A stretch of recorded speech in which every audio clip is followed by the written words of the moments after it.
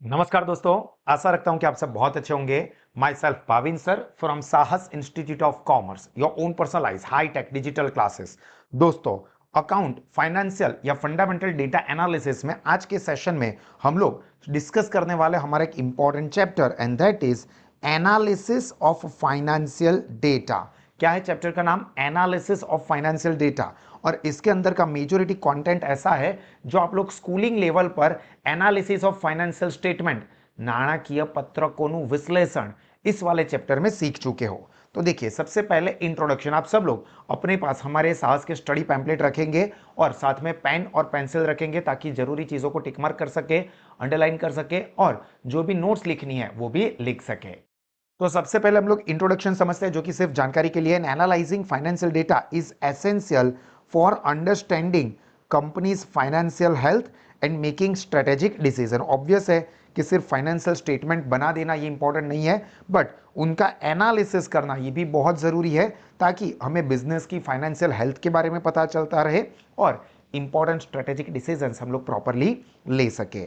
It helps identify the trends. किस में help मिलती है?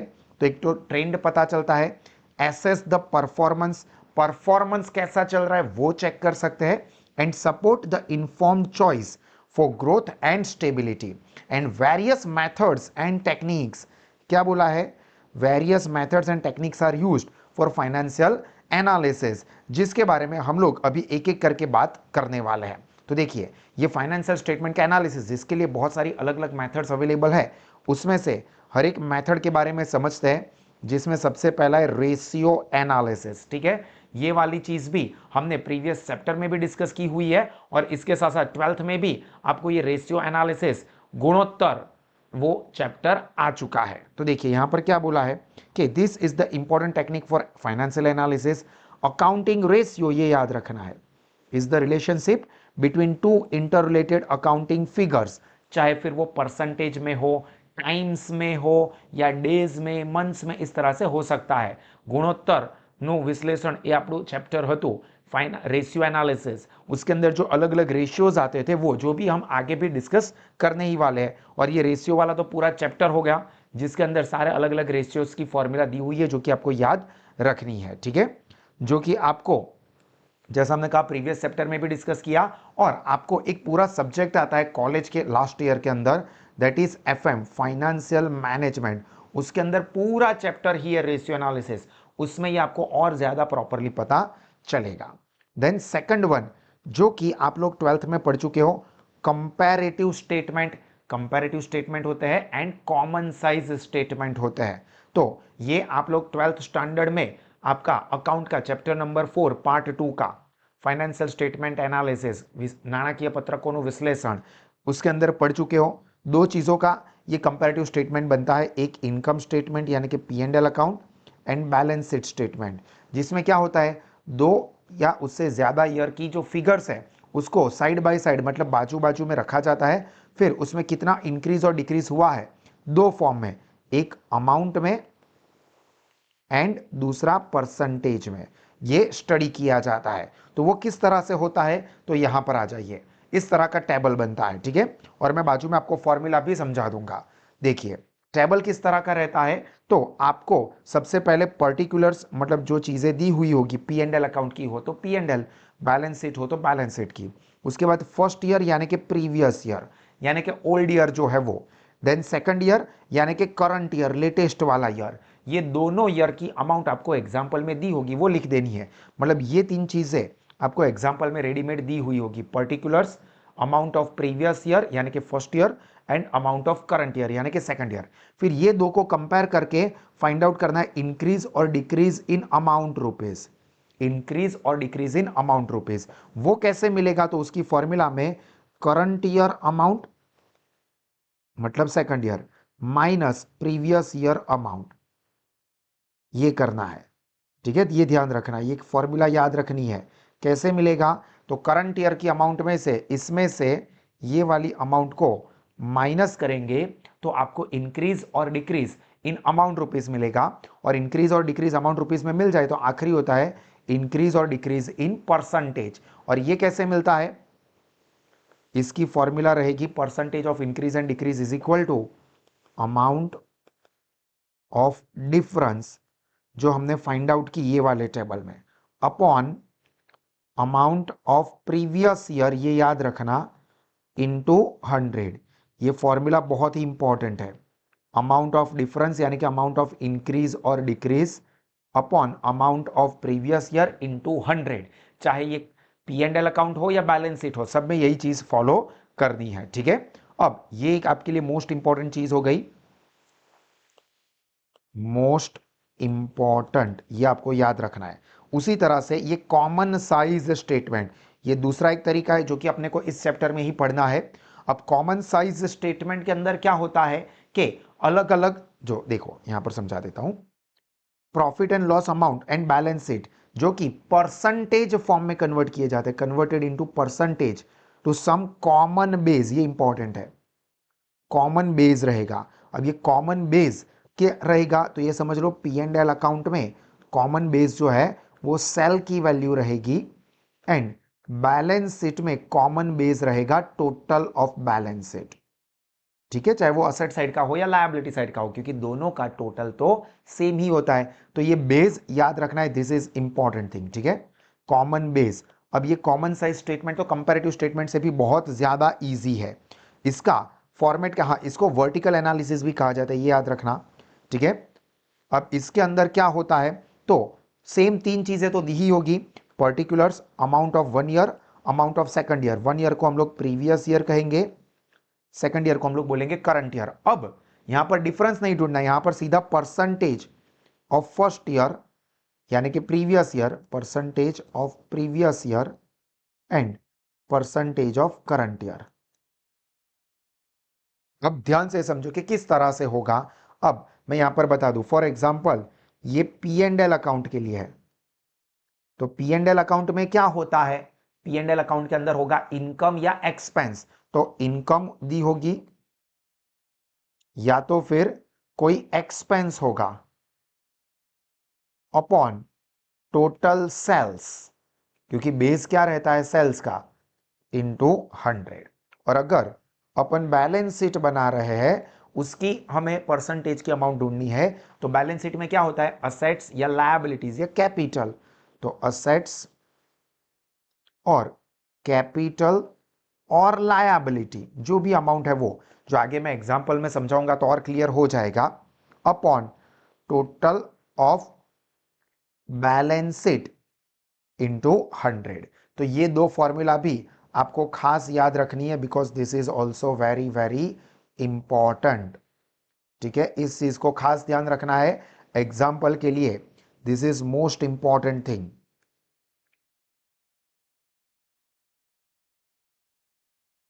IMP and this is most important क्योंकि ये फॉर्मूला है, क्लियर। चलिए उसके बाद ट्रेंड एनालिसिस। अब ट्रेंड एनालिसिस में क्या होता है, दिस इज अनदर कॉन्सेप्ट। तो ट्रेंड एनालिसिस और horizontal analysis involves comparing result across different periods such as months और क्वार्टर्स और years. Performing analysis over multiple years allows the trend to emerge, मतलब अलग अलग महीनों की या मंथ की, डेज की, या क्वार्टरली या हाफ ईयरली या ईयरली अमाउंट को आप कंपेयर करोगे तो क्या पता चलेगा ट्रेंड, कि भाई देखो हमने कंटिन्यूअस 12 महीने का देखा तो ट्रेंड ऊपर जाते हुए दिख रहा है या नीचे आ रहा है या फ्लक्चुएटिंग है, ये ट्रेंड एनालिसिस से पता चलता है। Through the examination of horizontal trend, we gain the understanding of how to project the future performance. And this forward-looking analysis is essential for gaining the insight into the company's prospect. Clear? चलो ये सारी चीज अभी काम की नहीं है, हम लोग यहां पर सीधे एग्जाम्पल के ऊपर आ जाते हैं। एग्जाम्पल में सारे करवा रहा हूं, बहुत ही अच्छे से समझना, फिक्स आपको एग्जाम में मिलने वाला है। और ये जो फॉर्मूलाज मैंने आपको मोस्ट इंपॉर्टेंट और इंपॉर्टेंट टिक करवाया ना, बस इसी के ऊपर है, तो ध्यान से समझ लेना। और हाँ, इसके लिए आपको पी एंड एल अकाउंट का और बैलेंस शीट का फॉर्मेट पता होना चाहिए। हालांकि वो एग्जाम्पल में रेडी ही होगा तो इतनी खास जरूरत नहीं पड़ेगी, बट आपको पता होना चाहिए, ठीक है। चलिए मैं आपको यहां पर एग्जाम्पल नंबर 1 का सोल्यूशन करवा रहा हूं।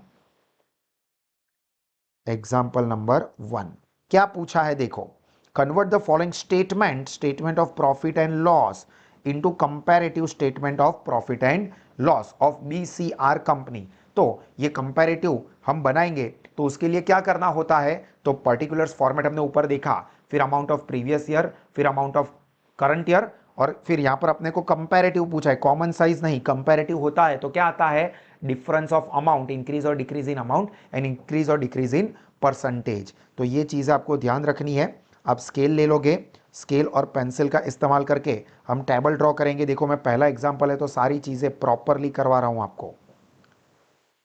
ये हम लोग टेबल ड्रॉ करेंगे, पहले particulars, then amount of previous year,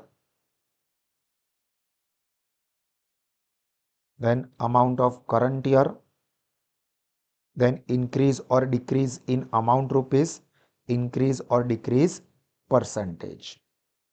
clear, ये चीज ध्यान रखनी है। इस तरह से टेबल प्रॉपरली अच्छे से ड्रॉ करोगे आप भी एग्जाम में, स्केल पेंसिल का इस्तेमाल करो, बिंदास करो, बट मार्क्स पूरे स्कोर करो, ठीक है।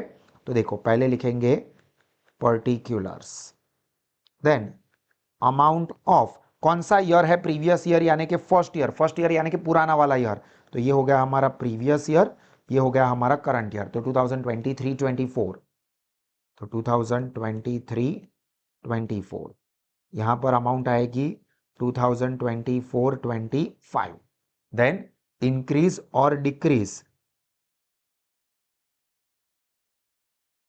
इन अमाउंट एंड इंक्रीज और डिक्रीज परसेंटेज।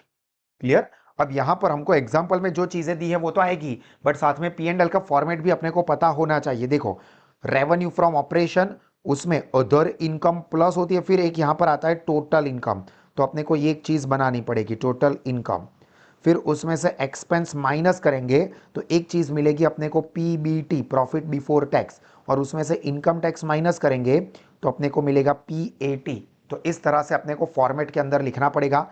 देखो सबसे पहला है रेवेन्यू फ्रॉम ऑपरेशन, तो यहां पर हम लिखेंगे revenue from operation, clear, plus उसके अंदर क्या ऐड होता है, अदर इनकम, वो अभी हम लोग देख के लिख देंगे हो? जितना भी दिया है वो सारी चीजों को हम लोग प्रॉपरली लिखेंगे। यहां पर कंफ्यूजन ना हो इसलिए मैं बढ़िया से पेंसिल स्केल का इस्तेमाल करके अच्छे प्रेजेंटेशन के साथ सारी चीजों को लिखूंगा, आपको डिफरेंस पता चले इसलिए मैं कलर पेन चेंज कर रहा हूं। टोटल इनकम, फिर उसमें से थर्ड नंबर माइनस करेंगे एक्सपेंसेस। अब एक्सपेंस माइनस करेंगे तो अपने को क्या मिलेगा, अगर एक्सपेंस एक से ज्यादा हो तो वो सारे लिखने के, ठीक है, प्रॉफिट बिफोर टैक्स,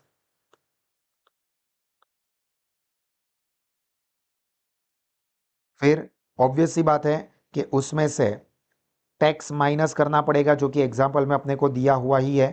परसेंटेज दिए हो तो PBT के ऊपर वो परसेंटेज लगाए जाते हैं, और डायरेक्ट अमाउंट दी हो तो डायरेक्ट अमाउंट, और वो माइनस करेंगे तो अपने को आखिरी चीज मिलेगी profit after tax, final amount, ठीक है। देखो प्रॉफिट आफ्टर टैक्स, PAT हम इसको कहते हैं। अभी हम लोग यहां पर क्या करेंगे, फिगर्स लिख देंगे। पहला एग्जांपल है इसलिए पूरी चीजें मैं आपको लाइव करके दिखा रहा हूं। रेवेन्यू फ्रॉम ऑपरेशन कितना है, 60 लाख, 75 लाख, तो यहां पर हम लोग लिखेंगे, पेन का कलर मैं चेंज कर देता हूं, 60 लाख और 75 लाख। अब चाहे तो हम लोग इसको साथ साथ में ही कर सकते हैं, अभी अपने को साथ में ही कर देना है आगे पूरा कंप्लीट। तो क्या होगा कि अमाउंट ऑफ करंट ईयर में से, मतलब सेकंड वाले ईयर में से amount of previous year minus की जाती है, तो 75 लाख में से 60 लाख माइनस करेंगे तो अपने को डिफरेंस कितना मिला, 15 लाख रुपीस। तो यहां पर हम लोग लिखेंगे 15 लाख अमाउंट ऑफ इंक्रीज और डिक्रीज, पॉजिटिव आया इसलिए पॉजिटिव। अब क्या करेंगे, परसेंटेज फाइंड आउट करेंगे। परसेंटेज की फॉर्मूला मैंने आपको ऊपर याद करवाई, डिफरेंस ऑफ इंक्रीज और decrease 15 lakh divided by amount of previous year, previous year का अमाउंट कितना है 60 लाख इंटू 100, तो क्या आया 25%। तो यहां पर हम लोग लिखेंगे 25%, क्लियर। उसके बाद अदर इनकम अपने को एग्जाम्पल में दी है, कितनी है? 1,50,000, 1,20,000, देखो कम हो रही है, 1,50,000, 1,20,000। अभी इंक्रीज और डिक्रीज अमाउंट कैसे फाइंड आउट करेंगे? तो प्रीवियस ईयर की अमाउंट को माइनस करेंगे करंट ईयर में से, तो करंट ईयर की अमाउंट 1,20,000 माइनस 1,50,000, तो आंसर कैसा आया? -30,000। तो यहां पर हम लोग ब्रैकेट में लिखेंगे, ठीक है, 30,000 ब्रैकेट में लिखेंगे जो कि माइनस को इंडिकेट करता है। तो ये डिफरेंस की amount divided by amount of previous year 1,50,000 into 100, तो क्या आया? -20%। तो यहां पर हम लोग ब्रैकेट में लिखेंगे 20%, ठीक है, ब्रैकेट नेगेटिव चीज को इंडिकेट करता है। क्लियर? चलिए, अब उसके बाद यहां पर टोटल इनकम जो कि पहले और दूसरे कॉलम का टोटल हो जाता है, तो 60 लाख प्लस 1,50,000, तो 61,50,000 एंड 75 लाख प्लस 120, तो 76,20,000। कैलकुलेटर पर भी आप कर सकते हो।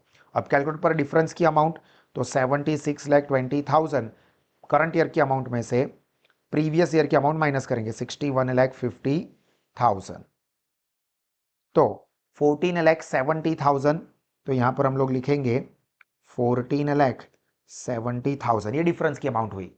इसको डिवाइड करेंगे प्रीवियस ईयर की अमाउंट से, डिवाइडेड बाय 61,50,000 इनटू 100, तो 23.90%, तो यहां पर हम लिखेंगे 23.90%।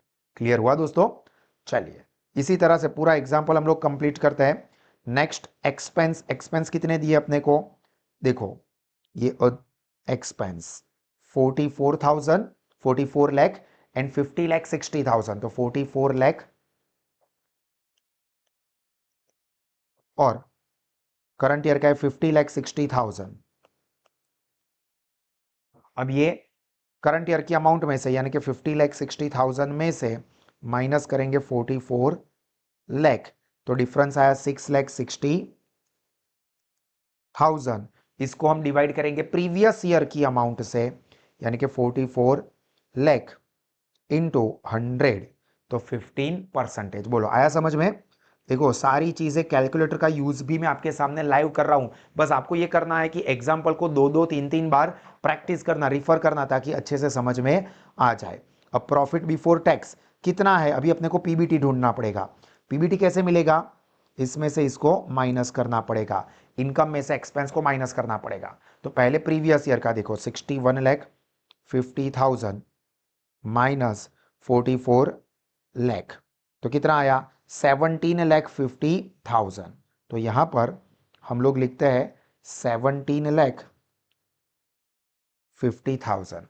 उसी तरह से करंट ईयर का 76,20,000 माइनस 50,60,000, तो डिफरेंस कितना आया? 25,60,000।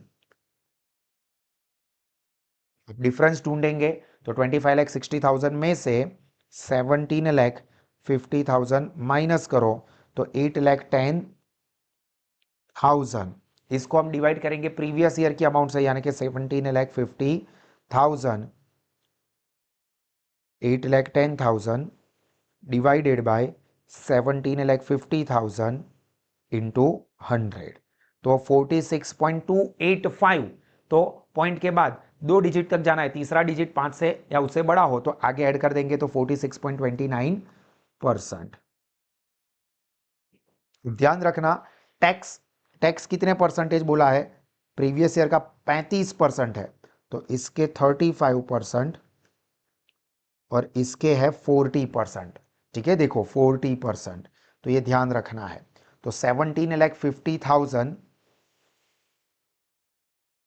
इंटू 35%, तो 6,12,500 वो माइनस करेंगे, 6,12,500 एंड 25,60,000 के 40% है, तो इंटू 40%, तो 10,24,000। फिर सेम प्रोसेस, प्रीवियस ईयर की अमाउंट को माइनस करेंगे करंट ईयर वाले में से, तो 10,24,000 माइनस 6,12,500, तो 4,11,500 और इसको हम डिवाइड करेंगे प्रीवियस ईयर की अमाउंट से, डिवाइडेड बाय 6,12,500 इंटू 100, तो 67.18%। एंड लास्ट PAT, जिसके लिए क्या करेंगे हम लोग, तो ये जो PBT था प्रीवियस ईयर का, देखो 17,50,000 माइनस 6,12,500, तो 11,37,500, 11,37,500। उसी तरह से करंट ईयर में 25,60,000 माइनस 10,24,000, तो डिफरेंस आया 15,36,000, 15,36,000। इसमें से हम लोग प्रीवियस ईयर का अमाउंट माइनस करेंगे, माइनस 11,37,500, तो डिफरेंस आया 3,98,500। और फिर इसको डिवाइड करेंगे हम प्रीवियस ईयर की अमाउंट से, डिवाइडेड बाय 11,37,500 इंटू 100, तो 35.03%, 35.03%। क्लियर? तो यहां पर अपना ये पूरा एग्जाम्पल कंप्लीट हुआ, जो कि इस तरह से आपको ड्रॉ करना है टेबल में। तो आई होप दोस्तों कि ये चीज आपको समझ में आ गई होगी। उसी तरह से दूसरा एग्जाम्पल करते हैं, कंपैरेटिव बैलेंस शीट बनानी है। अब यहां पर मैं इस तरह से पूरा टेबल अलग से ड्रॉ नहीं करूंगा, हिंट दूंगा, बट यहां पर ही बाजू में ही आपको सॉल्यूशन करवा देता हूं ताकि आपको ग्रिप आए। पर ये हर एक एग्जाम्पल आप दो दो बार प्रैक्टिस करना ताकि अच्छे से समझ में आ जाए। एंड आई एम श्योर कि ये जो हम लोग पढ़ा रहे हैं वो चीज आपको समझ में आ रही है, इसका फायदा मिल रहा है। ये पूरी की पूरी नोट वाला पैम्पलेट भी आपको हमारे साहस एप्लीकेशन पर मिल जाएगा, सभी के सभी वीडियोस भी आपको मिल जाएंगे। अगर आप या आपके कोई भी फ्रेंड्स अपने आने वाले सेमेस्टर की पढ़ाई के लिए साहस इंस्टीट्यूट के ऑफलाइन सेशंस या साहस इंस्टीट्यूट के ऑनलाइन लाइव या एप्लीकेशन मोड से पढ़ना चाहते हैं, तो लोवेस्ट फीस पर बेस्ट क्वालिटी का एजुकेशन सभी स्टूडेंट्स के लिए है, जिससे कि आप अपना नॉलेज और रिजल्ट दोनों बढ़ा सकते हो, अपने पैसे भी बचा सकते हो। तो सभी स्टूडेंट्स इसका बेनिफिट जरूर से लीजिए। देखिए एग्जांपल नंबर 2, इसमें क्या पूछा है, the following are the balance sheet of J limited at March 31, 2023 and 24, prepare comparative balance sheet ही बोली है। अब यहां पर टेबल तो अपने को रेडीमेड दिया हुआ ही है, आप एग्जांपल के लिए कंपैरेटिव स्टेटमेंट कैसे बनाओगे, तो पहला पर्टिकुलर, फिर अमाउंट ऑफ प्रीवियस ईयर, फिर अमाउंट ऑफ करंट